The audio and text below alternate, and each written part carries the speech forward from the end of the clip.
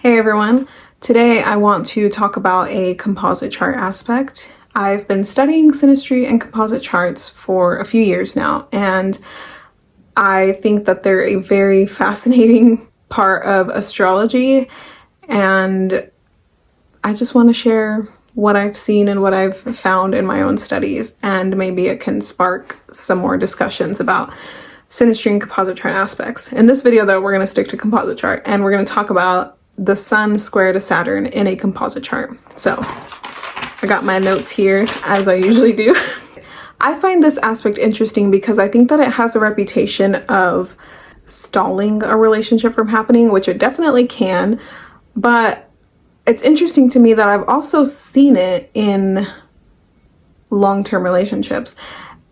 Even the semi-square or the sesquiquadrate in composite charts between Sun and Saturn, I've also seen those too. Maybe they're not as harsh as the full Ptolemaic square, but they have the same theme to them.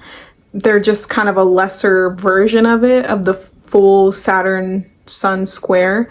In my own studies that I've done, I have seen it in more long-term relationships. Now, whether or not they last forever and they're the end-all be-all of relationships, that's different. I don't think I've seen it personally, just again, in my own studies, I don't think I've seen it in a relationship that has been the end-all be-all relationship for a couple, but I've seen it in long-term relationships. So I have a hard time with that reputation of this square, but despite that, this square can still produce a sort of distance.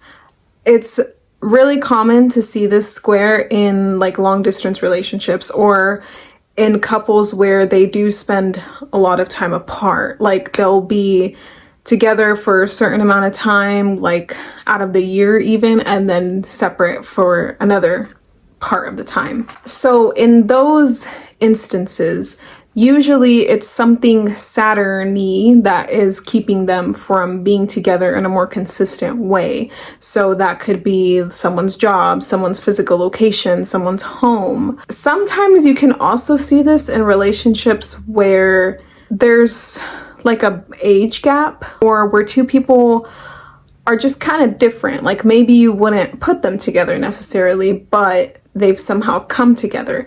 You can also see this in relationships where there's some kind of story of they had to wait a long time, or they had to get their own Saturn things in order before they could come together. The Saturn element to it, it's not that this square is going to make it impossible to come together, but for a lot of people it could mean that there's some sort of like obstacle to overcome. There's some kind of challenge, because with Saturn, you have to work for Saturn. Saturn is about discipline and work and commitment. That can feel hard with the Sun square to Saturn, because the Sun is the relationship's energy. It's kind of the identity of the relationship. It's how the couple come together and how they form a cohesive unit. And Saturn is the structure of the relationship, how the couple themselves are going to together achieve a sense of security. And a lot of that has to do with what the two individuals are participating in the world, how they themselves are going down their own individual paths towards success, whatever success means to them. With the square, we see that these two people have very different ideas of what that's going to look like and how they're going to get there. If you add more layers to this, like other difficult aspects to Saturn, this will be a bigger issue, because the two people are going to feel like they're working at cross purposes instead of walking down the same path together. It's already going to be really probably very different with the square here, but if you add other harder aspects, like a hard aspect from Mars to Saturn or Mars to Uranus, or even the Sun to Uranus, then that can just add more of that distance. It can even bring in more tension between the two people and how they disagree on the ways in which they're going about achieving their own version of success. Again, it's not like it's impossible to make it work. It's just gonna take more effort. I mean, you're gonna have to work for it. It's Saturn. You're gonna have to wait for it. You're gonna have to make sacrifices that maybe you might not have to make in another relationship, or you might not want to make. But if you want to choose this relationship with this that has this square in it, there's probably going to be a more prominent theme of that than your typical relationship, perhaps. So the distance can show up as the two people are just kind of doing their own thing. They have their own lifestyle. They might have very different career paths or very different ways that they have achieved their own version of success. They might even have completely different goals or work pursuits or different ideas of how their relationship should become a unit. Like, what does the relationship mean to us? How are we going to form a solid partnership? That idea of what a relationship should be or should look like can be very different to the two people in the relationship. Because the sun is kind of the identity of the relationship, and it's like the direction, it's like the life force of the relationship. It's how it, again, comes together. Relationships evolve and grow and change over time, right? Just as we do. We grow into our sun sign as a relationship with a partner. We grow and develop that sense of identity and partnership with another person.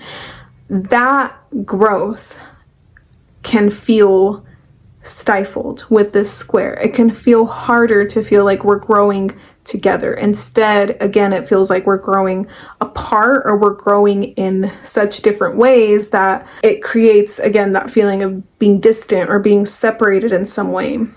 I've seen it also in relationships where maybe people can tolerate that for a while, but once a person starts really going down a path that represents more of who they are and is more personal and individualistic for them,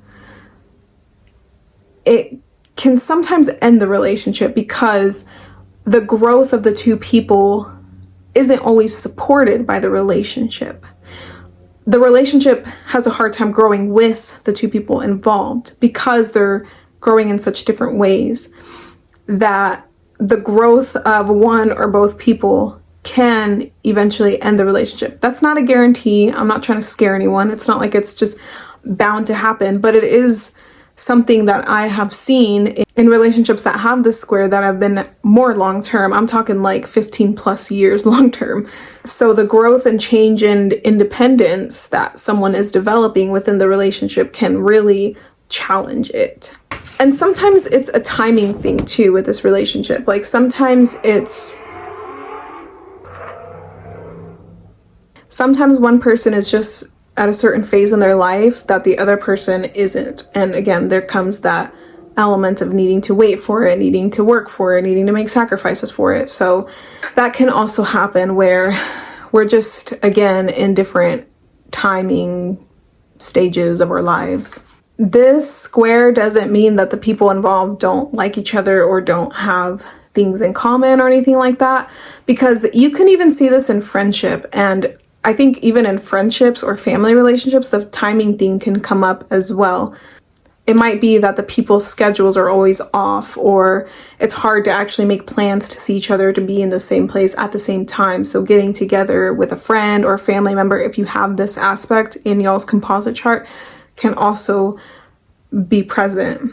Especially, again, if you keep adding other things to that. Like if Mercury is also in a hard aspect to Saturn, that can add more to the scheduling issue. That can add more stiffness to this square. Or if we see like a good aspect to Mercury coming off of Saturn, or a good aspect between Mercury and Mars, that can help it. There's always layers to all astrological charts that you want to look for. Another way that I have seen this show up is that the Saturn obstacle that's getting in the way of the two people coming together is actually a previous commitment or a family or a relationship. So sometimes you can actually see this in composite charts of couples that also has other indicators that it could possibly be an affair or something, or maybe it is an affair and that Saturn thing is that one person is already involved in a marriage or in another relationship, a previous commitment.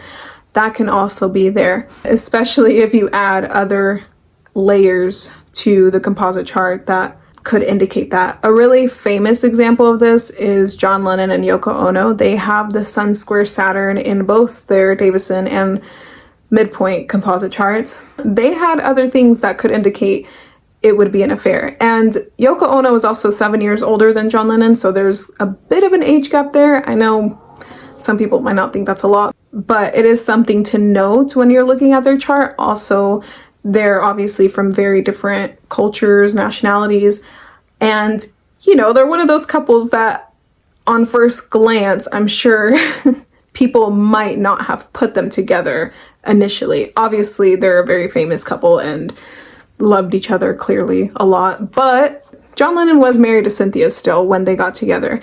And they had their son in the 12th house in their composite midpoint chart.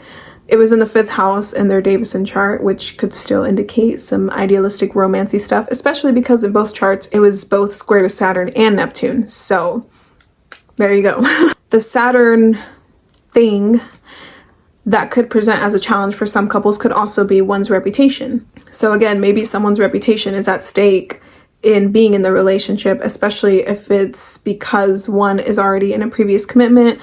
So those are some themes that I've noticed. And I think one thing to keep in mind with this aspect is it's just important to watch out for resentment that can build up, because there can be a lack of respect that can build up with how much we disagree on what the other person chooses to pursue as far as what their definition or version of success will be like, or their own lifestyle, their own personal individuality, independence, their own self-expression.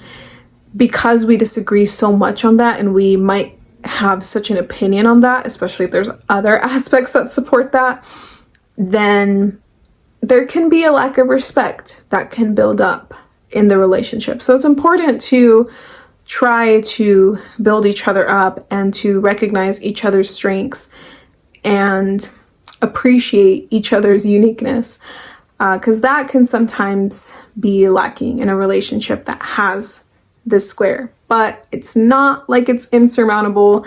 You can still work with it. It's just look at the chart, look at what else is there, to focus on other positive aspects that might help to support the relationship in other ways, and work on enhancing that and try to minimize the resentment or disrespect that might possibly come up with this square.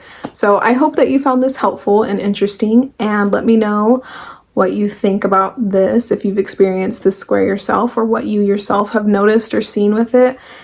And thank you for watching. I'll see you next time.